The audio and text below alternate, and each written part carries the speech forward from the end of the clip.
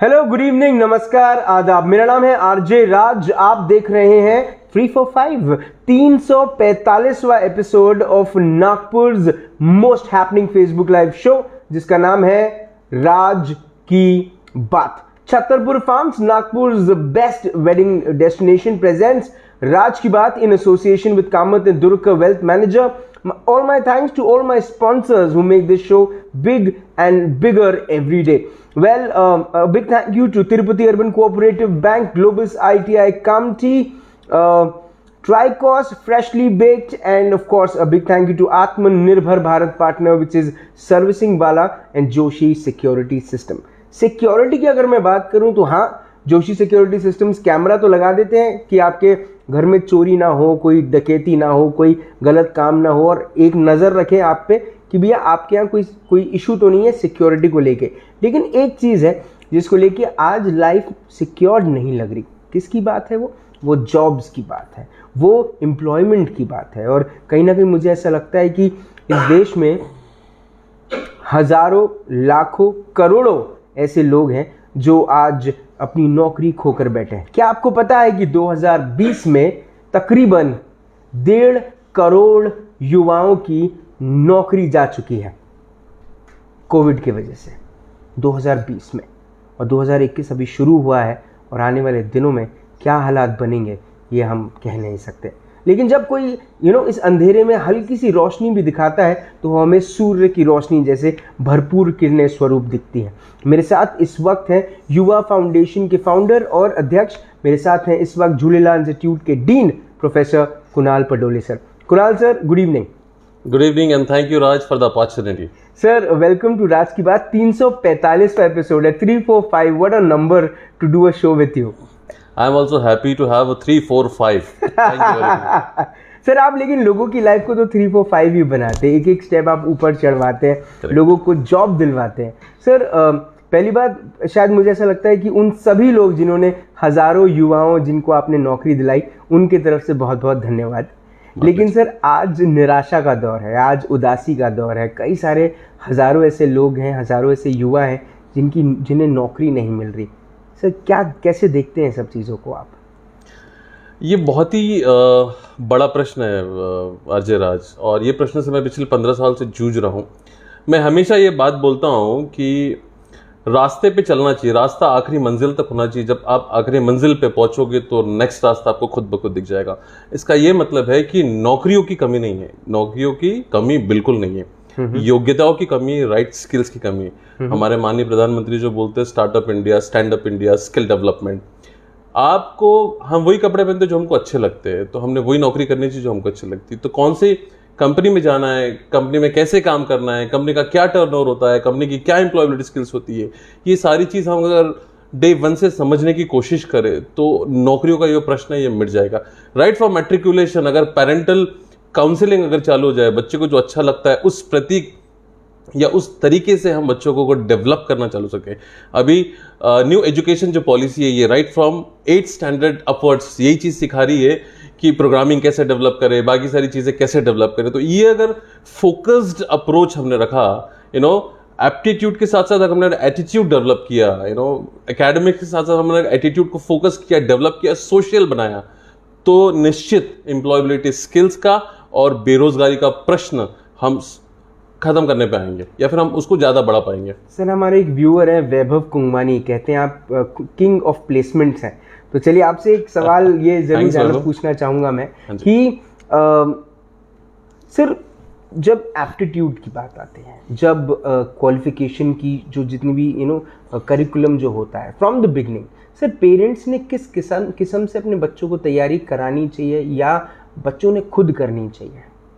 मैं आपको वही बात बताया हूँ कि माँ बाप बच्चों को ज़्यादा जानते हैं, माँ बाप बच्चों को ज़्यादा समझते हैं। जैसे माँ बाप अपने बच्चों को जानते हैं, बच्चों में क्या अच्छाई है, बच्चों ने क्या करना चाहिए, बच्चों की क्या स्किल सेट्स है, क्या योग्यता है, हम अगर ये डे 1 से उनको समझे, उसके अनुरूप, उसके स्वरूप हम उसको काउंसलिंग करें, वो काउंसलिंग से, और उसको क्या अच्छा लगता है, अगर वो मैं फॉर एग्जांपल हमारे कॉलेज में कोई बच्चा फर्स्ट ईयर में अगर एडमिशन करता है तो हम उसको डे वन से बताने की कोशिश करते हैं कि भाई आपकी ड्रीम कंपनी कौन सी है। मेरी ड्रीम कंपनी का टाटा कंसल्टेंसी सर्विसेज है, मेरी कंपनी कन्वर्जेस है, मेरी कंपनी या हिंदुस्तान यूनिलीवर है। तो यार वो हिंदुस्तान यूनिलीवर के लिए आपको क्या करना पड़ेगा, कैसे करना पड़ेगा, वो जिस डे वन से आप समझना चालू करेंगे या समझने के लिए प्रेरित होंगे तो आप निश्चित ही ये प्लेसमेंट्स या फिर बेरोजगारी का प्रश्न उठाएंगे। एक बहुत अच्छी स्टडी मैं आपको बताता हूं कि हमारे नागपुर में या हमारे इस सेंट्रल में एक सबसे बड़ा उपक्रम जो हम चला रहे हैं, हम वो ये चला रहे हैं कि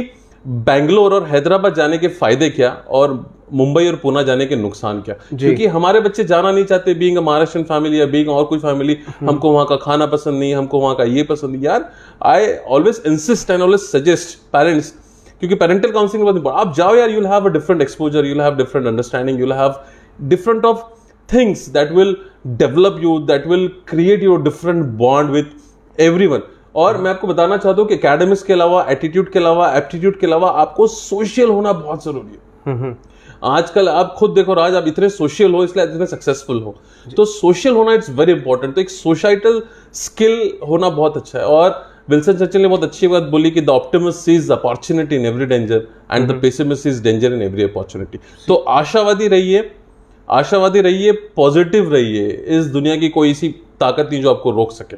सर एम्प्लॉयमेंट एक तरीके से कम होता दिख रहा है, लेकिन वहीं पर सरकार की तरफ से बहुत सारी चीज़ें हैं जिसका आपने उल्लेख भी किया, stand up India, startup India and also skill development. Sir Nagpur शहर के बच्चे, अगर सिर्फ मैं नागपुर की बात करूँ या विदर्भ की बात करूँ फॉर दैट इंस्टेंस, कहाँ कम रह जाते हैं, कहाँ उनकी अपब्रिंगिंग में, कहाँ उनके इस किस्म की क्वालिफिकेशन में, किस किस्म की जो स्किल्स होते हैं, कहाँ कमी रह जाती है? मैं आपको बता रहा हूँ ना, सबसे बड़ा हमने ये बहुत बड़ा उपक्रम भी चालू किया है अभी। बहुत सारे सोशल एक्टिविस्ट है या फिर पॉलिटिकल एक्टिविस्ट के हम ये चालू कर रहे हैं। बिकॉज क्या हो ना, हम जॉब फेयर ऑर्गेनाइज कर लेते हैं, प्लेसमेंट ड्राइव्स ऑर्गेनाइज कर लेते हैं, लेकिन वो प्लेसमेंट ड्राइव्स के लिए या जॉब फेयर के लिए क्या चीज़ लगती है, वो क्या लगती है, दैट इज द काउंसलिंग। अगर हम बच्चों को आपसे काउंसलिंग करना, मैं आपको बता रहा हूँ 10th 12th और ITI की इतनी सारी अपॉर्चुनिटीज है, इतनी सारी वैकेंसीज है कि 100 बच्चे अगर आएंगे तो 60 बच्चों को आराम से नौकरी लग जाएगी। अच्छा, हाँ 100% बता रहा हूं आपको मैं, इतनी सारी वैकेंसीज वहां पे।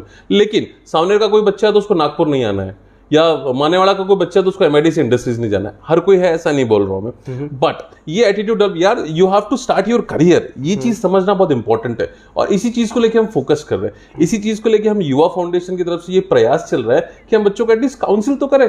1-to-1 counselling is important. एक बार उनको काउंसिल कर लिए तो 10th मैट्रिकुलेशन, 12th और ITI के बच्चों को प्लेसमेंट्स का बिल्कुल चांस, मतलब बिल्कुल भी तकलीफ नहीं है। They will have ample opportunities. Where as polytechnic, engineering, MTech को थोड़ा डिफिकल्टी होती है in terms of placement, because को कोर नहीं मिल पाता है। आजकल ज्यादा अपॉर्चुनिटीज कंप्यूटर साइंस में आ रही है, तो इलेक्ट्रॉनिक्स के बच्चों को कोर नहीं मिल पा रहा है। बट मैं ये इंसिस्ट हमेशा करूंगा कि पहली नौकरी आपको जो कोई मिल जाए, पहली नौकरी आपको जो कोई मिल जाए, you should start and uplift your career.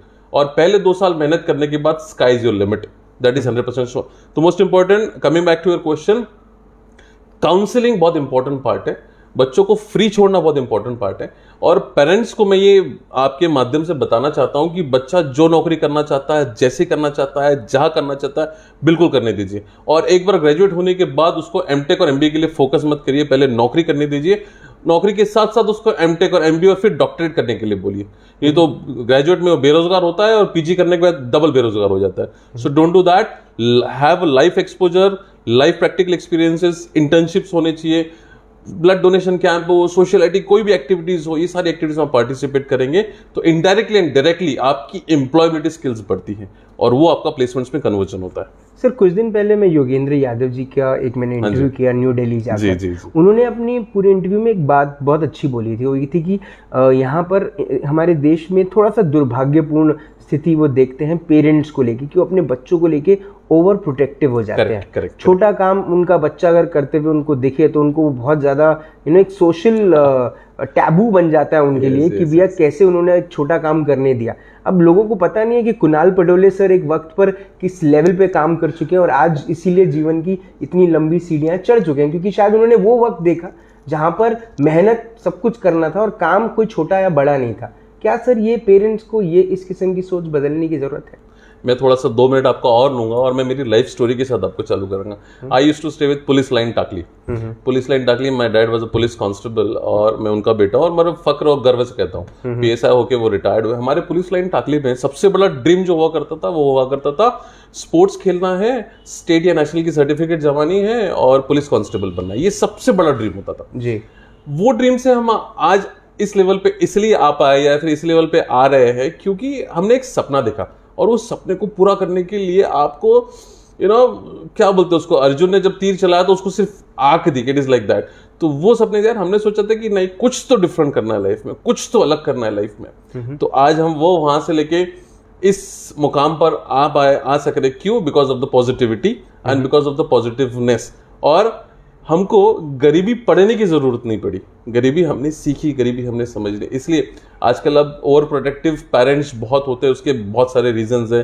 Financial stability बहुत अच्छी होगी, लेकिन बच्चों को अगर 100 रुपए कमाने के लिए कितने इंसेंटिव या फिर 100 रुपए कमाने के लिए कितने पापड़ बेलना पड़ता है ना, ये जब तक जरूरत समझ में नहीं आएगी तब तक उसको इंपॉर्टेंस नहीं आता है। अब कोई भी ग्रेजुएट अगर हो, सिंपल कोई ग्रेजुएशन नागपुर इंस्टीट्यूट ग्रेजुएशन कर रहे हैं तो 10 या 12 हज़ार की तनख्वाह होती है, लेकिन पेरेंट्स बोलते हैं यार वो तो कार से जाता है, वो तो होंडा सिटी से जाता है, वो क्या 12 और 13 हज़ार की नौकरी करे। यार वो 2 साल वैसे भी घर पे पड़ा रह के कुछ नहीं कर रहा है। इफ ही और she is going for working, 6,000 8,000 क्यों ना नौकरी मिले, बट वो सीख कितने रहा है। जो वहां पे सीखने को मिल रहा है या फिर जो वहां पे काबिलियत मिल रही है वो मल्टीप्लेक्स होके आएगी। तो इसलिए पहले पगार पे मत जाइए, पहले 2 साल उसको काम करने दीजिए। 2 साल के बाद आपकी जितनी अपेक्षा है ना उतनी पगार उसको निश्चित मिलेगी।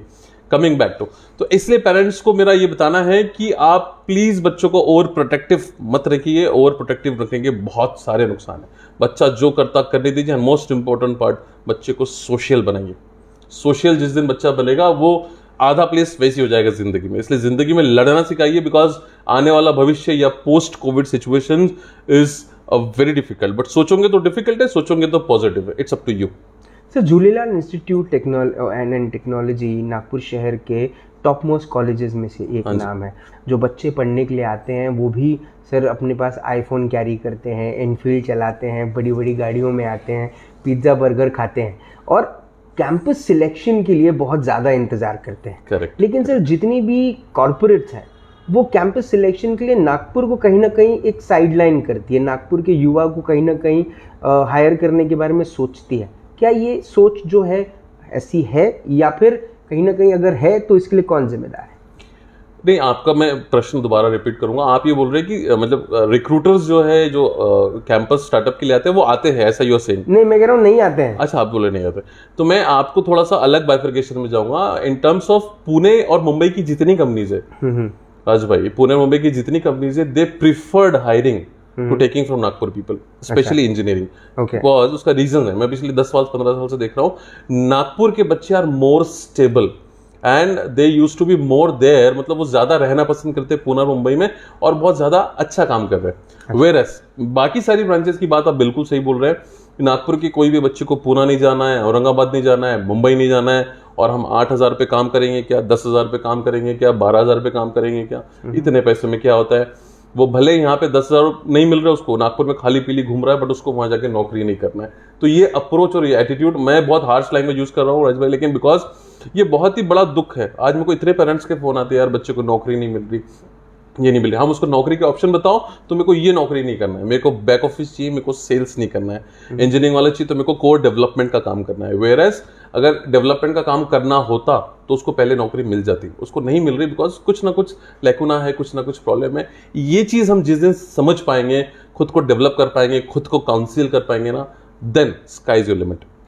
सर, गवर्नमेंट की तरफ से भी बहुत सारे सपोर्ट हैंड आउट हुए हैं, जिसका उल्लेख हम कर चुके हैं, लेकिन फिर भी मैं आपसे इस बारे में बात करना चाहता हूँ कि स्टार्टअप इंडिया, कई सारे लोग नए नए आइडियाज़ ला रहे हैं, उस आइडियाज़ पे काम कर रहे हैं। लेकिन जब नागपुर का युवा उस आइडिया पे काम करना शुरू करता है, कोई नई आइडिया लेकर आता है, कहीं ना कहीं फेल हो जाता है, या उसको ऐसा लगता है कि वो सक्सेसफुल नहीं हो पाएगा, वो बीच में उस आइडिया को ड्रॉप कर देता है। इसको आप कैसे देखते हैं? नहीं, मैं आपको बताना चाहूँगा इस आपके इस सवाल पे मैं तो बिल्कुल गवर्नमेंट से भी नाखुश हूँ।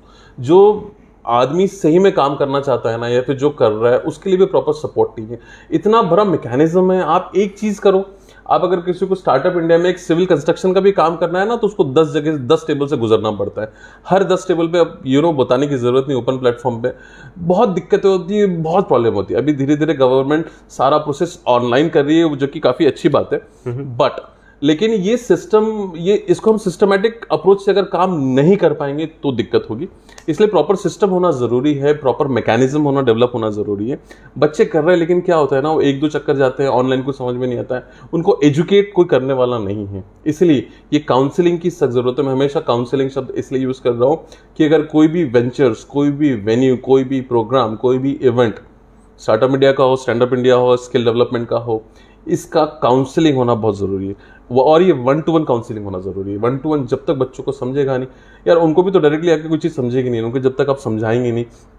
और क्या है ना, मैकेनिज्म में पूरा ऊपर से लेके नीचे तक का सिस्टम ऐसा कोलैप्स हुआ है, या फिर इतना बाइफर्केटेड है, या फिर मैनिपुलेटेड है ना, कि सिस्टम को डेवलप करने के लिए थोड़ा सा समय लग रहा है। लेकिन एक बार अच्छी चीजें होना चालू होगी ना मार्केट में, तो धीरे धीरे ये भी प्रश्न का उत्तर मिलने लगेगा।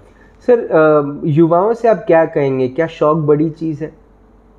बिल्कुल, शौक बिल्कुल बड़ी चीज है। शौक आपने रखना ही चाहिए, बट शौक में मैं हमेशा बोल रहा हूँ कि शौक भी आपका पॉजिटिव होना चाहिए, शौक भी आपका बैलेंस होना चाहिए। सर, एक लाइफस्टाइल में चेंज आया है।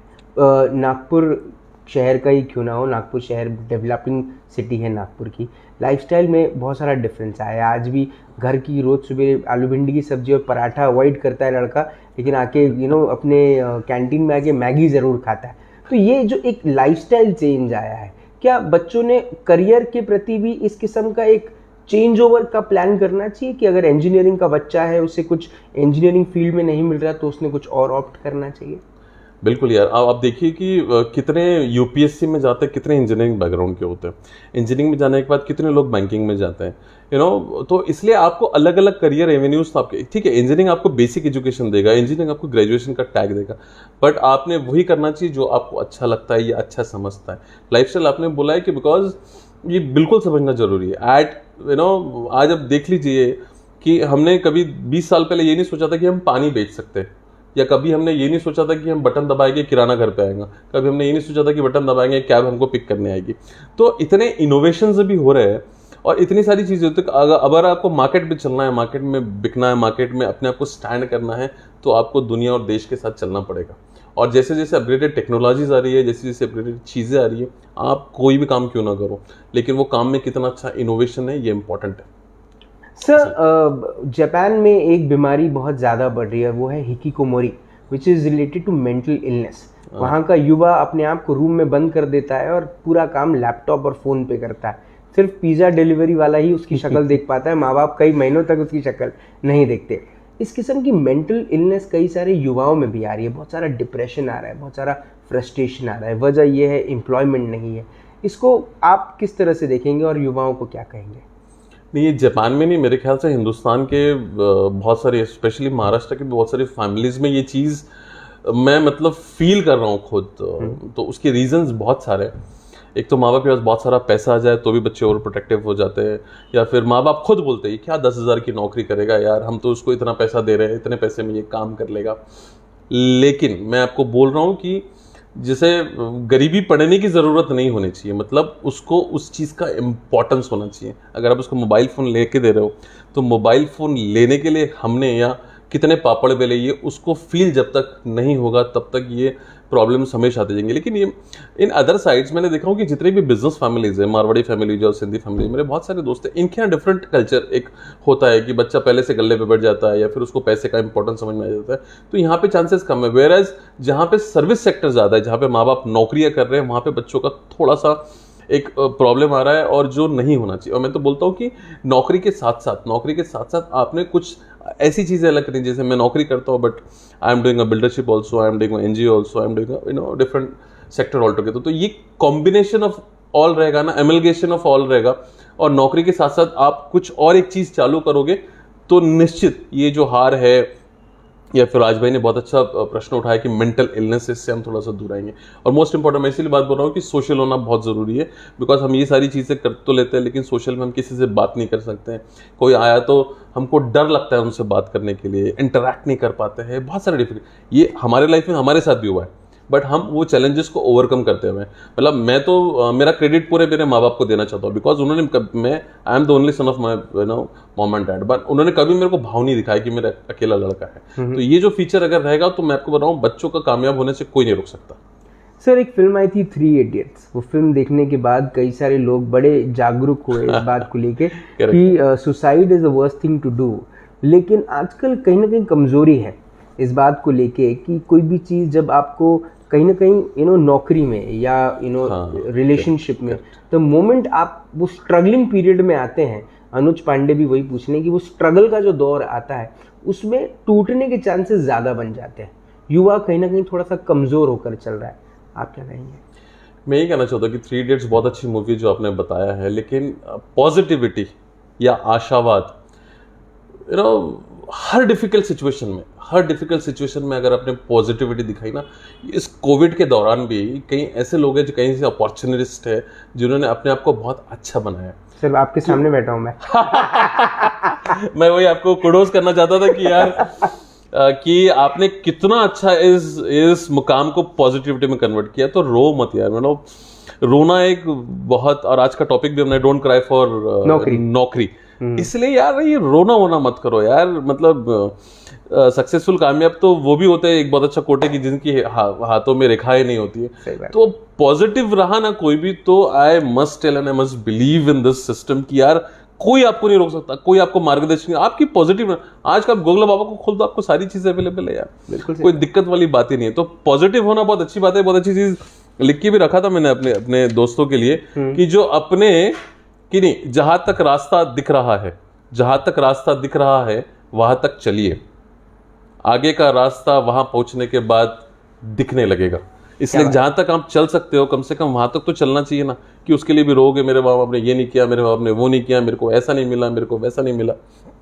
तो यार डोंट रिग्रेट, और किसी को कोसो मत। जितनी कोसने के चक्कर में हम हमारी निगेटिविटी बर्बाद करते हैं या एक्सपोज करते हैं ना, उतनी पॉजिटिविटी में डालना चाहिए।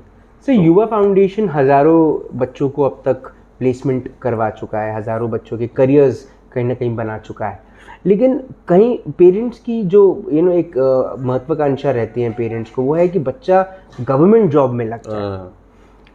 बच्चा गवर्नमेंट जॉब लग गया तो 5वां वेतन 6वां वेतन, अरे वेतन ही वेतन है ना, तो above the table under the table सब चलता है। लेकिन प्राइवेट जगह जब नौकरी करता है तो पेरेंट्स को ऐसा लगता है कि क्या जॉब सिक्योरिटी है। यार ये मतलब मैं पिछले 6-7-8 साल से डील कर रहा हूँ। ग्रेजुएशन के बाद बच्चा क्या कर रहा है, तो एमपीसी कर रहा है, यूपीसी कर रहा है, तो बैंकिंग एग्जाम कर रहा है। मतलब वो 4 साल में पहले उसने लाखों रुपए खर्चा कर दिए रहते, उसके बाद फिर उसको बैंकिंग का शौक चढ़ता, उसके बाद वो हैदराबाद पुणे जाता और वहाँ पे 1-2 लाख कर सकता, फिर उसके बाद वो आता है यहाँ पे कि यार अब उसमें से क्रैक नहीं हुई। ऐसा नहीं है कि बैंकिंग और ये बहुत डिफिकल्ट है टू क्रैक, बट इसका परसेंटेज ऑफ क्लियरेंस कितना है, 1%, 2%, तो 2% में हम है क्या, ये समझना जरूरी है। और मैं तो बोलता हूँ कि आपको गवर्नमेंट की नौकरी लग भी जाए, लेकिन अब तो आपका कुछ रिटायरमेंट प्रोविजन भी नहीं होता उसमें, या फिर पेंशन भी नहीं मिलती है।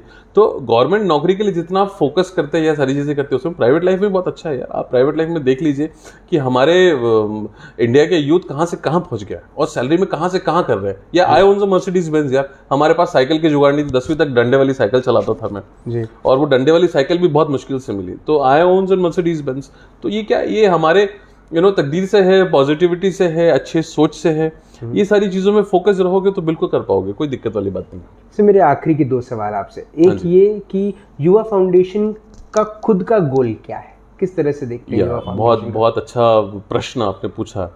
युवा फाउंडेशन का गोल यही है कि सेंट्रल इंडिया का यूथ जो है वो हमको एम्पावर करना है। एम्पावर हो कुछ भी तरीके से हो, एम्पावर हो नौकरी से हो, एम्पावर हो रोजगार से हो, एम्पावर हो व्यवसाय से हो, एम्पावर वो खुद को सक्षम बनाने से हो, एम्पावर वो अपने मेंटल इलनेस से निकले वो हो, एम्पावर वो सोशल फीचर्स में ऐड हो वो हो, एम्पावर वो हो कि वो ब्लड डोनेशन कैंप्स ऑर्गेनाइज करे, सोसाइटी के लिए कुछ अच्छा करे, एरिया के लिए कुछ अच्छा करे, जीवन के लिए कुछ अच्छा करे, दोस्तों के लिए अच्छा करे।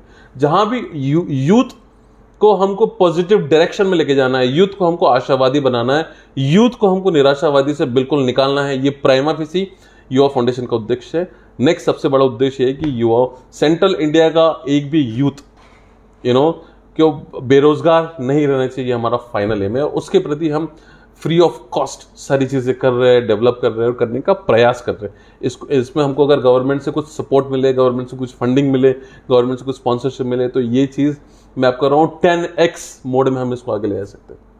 सर, किस तरह से एक युवा फाउंडेशन से जुड़ सकता है? हाँ, मेरी वेबसाइट है yuvafoundations.in, उस पर वो मेंबर बन सकता है। और हमने एक मेंबरशिप भी चालू की जिसमें 100 रुपये में हम उसकी मेंबरशिप लेते हैं और वो मेंबरशिप में उसको लाइफ टाइम मेंबरशिप देते हैं। तो लाइफ टाइम मेंबरशिप में मैंने जितने पॉइंट्स बोला है कि उसको एम्प्लॉयमेंट अपॉर्चुनिटीज़ हो गया, स्टार्टअप इंडिया हो गया, स्टैंड अप इंडिया हो गया, स्किल इंडिया हो गया, या और कुछ भी तकलीफ है, कुछ सारी चीज़ें हम वो सारी चीज़ों में सपोर्ट करते हैं। युवा फाउंडेशन के पेज को अगर वो लाइक करें तो उनको सारी इन्फॉर्मेशन मिलती जाएगी और मोस्ट इंपॉर्टेंट प्लेसमेंट्स की अपॉर्चुनिटी समझ में आएगी। और वो प्लेसमेंट्स के लिए क्या करना है ये हम अभी, ये कोविड सिचुएशन जैसे समाप्त हो जाए उसके बाद हम काउंसलिंग सेशंस चालू करने वाले सून। सर, आखिरी सवाल, व्हेन यू से डोंट क्राई फॉर नौकरी, how can professor Kunal Padole make people smile? Yes यार, मतलब मैं बताऊँ सबसे बड़ी खुशी कब होती है, जब कोई भी बच्चों को हम अपॉर्चुनिटीज़ तो देते हैं, लेकिन अपॉर्चुनिटीज़ जब उसको पहली नौकरी मिलती है ना, और उसका जब ऑफर लेटर आ जाता है, जब वो प्लेस्ड हो जाता है और वो जब उसका फ़ोन आता है, वो आके चरण स्पर्श करता है या वो हमको मिठाई का डब्बा खिलाता है, तो वो हमारे जीवन का सबसे प्यारा क्षण होता है। और ऐसा लगता है कि यार चलो हमने किसी की तो लाइफ बनाई। तो ऐसे अब तक हमने कम से कम 15,000 फैमिलीज़ की लाइफ बनाने की कोशिश कर रहे हैं और आगे भी करते जाएंगे। And this all avenues things are free of cost, we don't take a single penny from any of the person. So जब ये सेंट्रल इंडिया का हर एक बच्चा सक्षम हो जाए, काबिल हो जाए, नौकरी तो ठीक है लगी नहीं लगी, पॉजिटिव हो जाए और अपने सोच में नेगेटिविटी बिल्कुल हटा के पॉजिटिव डायरेक्शन पे अगर जाए, तो उस दिन मैं सोचूंगा कि युवा फाउंडेशन का एक जो एनजीओ है उसका काम सही में सक्षम हुआ। और इसके लिए हमारे साथ सारे लोग अभी जुड़ रहे हैं। जुड़ते जुड़ते देखिए हम तो चलते गए, कारवा बनता रहा, ऐसा चलते रहेगा। सर, अगर युवा आपको देख रहा है, युवा आपको सुन रहा है, एक चीज़ जो आप उनसे कहना चाहते हैं दिल से, वो क्या है? वो ये है, मैं लिख के लाया कि जो अपने कदमों की काबिलियत पे विश्वास रखता है, जो अपने कदमों की काबिलियत पे विश्वास रखता है, वही अक्सर मंजिल पे पहुंचता है, वही अक्सर मंजिल पे पहुंचता है। तो अपने कदमों की काबिलियत पे विश्वास रखिए और आपका सर्कल, आपका सराउंड बहुत पॉजिटिविटी लोगों से हो रही है। और एक चीज़ ज़रूर समझिए कि अगर ग्रेजुएट है तो नौकरी आपको इंग्लिश बोलने से मिलेगी, इसलिए राज जैसे इंग्लिश बात करता है या जैसे इंग्लिश बोलता है, तो वैसे you should learn English. English से ज़्यादा इंपॉर्टेंट है कि सोशल रहो, पॉजिटिव रहो, प्रैक्टिकल रहो। और यही चीज़ मैं बोल के अपने 2 शब्द समाप्त करूँगा। थैंक यू सर, आपने अपना वक्त दिया, आपने हमसे बात करी। युवाओं को युवा फाउंडेशन ने हमेशा साथ दिया है, उम्मीद है कि ऐसे ही साथ देते रहे और युवा आगे बढ़ते रहे। My pleasure mister Raj, thank you very much for the time. Thank you sir. आज कुणाल पडोले सर से बात करके एक बात समझ में आ गई कि Yuva foundation is all set, Yuva foundation is all inspired, all motivated to help the youth of the city, to help the youth of Vidarbha. Will the youth come and get connected? उनकी जो वेबसाइट है उस पर जाएँ, उस वेबसाइट में अपने आप को एनरोल करें और चिंता ना करें, क्योंकि चिंता चिता जैसी होती है। और एक बात जो मैं सरकार से कहना चाहता हूँ वो ये कि यू आर स्टूपिड। कैसे? बिकॉज आप गवर्नमेंट सर्वेंट को क्या देते हैं? 5वां वेतन, 6वां वेतन, 7वां वेतन। उस वेतन की उसको ज़रूरत भी है या नहीं है? वो फ्री में एम्बेसडर में घूमता है, वो पैसा किसका है? हमारा। वो फ्री में फ्लाइट से ट्रैवल करता है, वो पैसा किसका है? हमारा। वो ट्रेन से ट्रैवल करता है 3rd AC 2nd AC में, पैसा किसका है? हमारा। वो सरकारी बंगले में रहता है, उसका खर्चा कौन करता है? हम। उसके गार्डन को सुंदर कौन रखता है? हमारा पैसा। सब कुछ हमारे पैसे से हो रहा है, लेकिन हमारे पैसे से अच्छे रास्ते नहीं बन रहे, हमारे पैसे से हमारी नीड्स पूरी नहीं हो रही है। कोविड के टाइम पे हमारे घर पे हमारे पैसे से खर्चा इतना सालों से हुआ, लेकिन हमारे घर पे फ्री में राशन नहीं पहुंचा। किस तरह देखें इसको? युवा फाउंडेशन जैसे एनजीओ जब आगे आते हैं तो ऐसा लगता है कि एनजीओ ही अच्छा काम कर रहा है। तो अगर एनजीओ अच्छा काम करता है तो हमें सरकार की ज़रूरत क्या है? सोचिएगा। कल शाम को 5 बजे होगी मुलाकात इन राज की बात। तब तक आप अपना ध्यान रखें, सुरक्षित रहें, स्वच्छ रहें, स्वस्थ रहें, मस्त रहें, खुश रहें। युवा फाउंडेशन को जुड़कर युवाओं को आगे बढ़ाएं, खुद को आगे बढ़ाएं और तब तक जिंदा रहें। जय हिंद।